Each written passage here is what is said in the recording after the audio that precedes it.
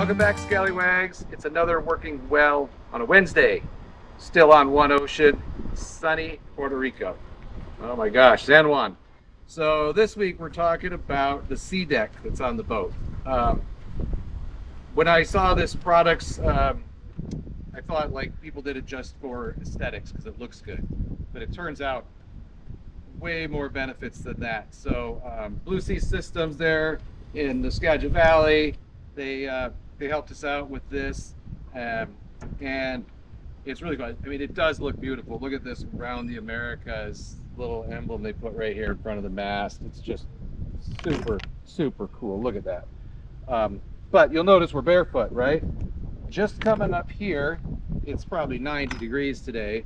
You walk on the other non-skid and it's hot on your feet and uncomfortably hot. And this is not.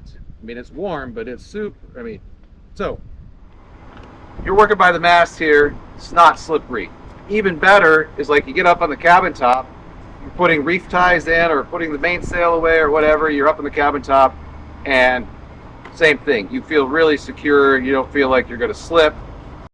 Just love this product. So I also had changed the main sheet traveler. So on the aesthetics thing, was really nice. So we took the traveler, used to be at the back of the boom and across the back of the cockpit.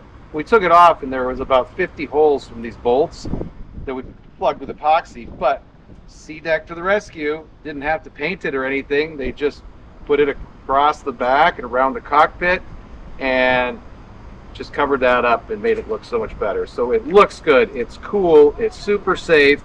If you've got a boat, I highly recommend this SeaDeck. Talk to Blue Sea Systems if you're in the Anacortes area. Awesome stuff. Thanks for watching. Nice.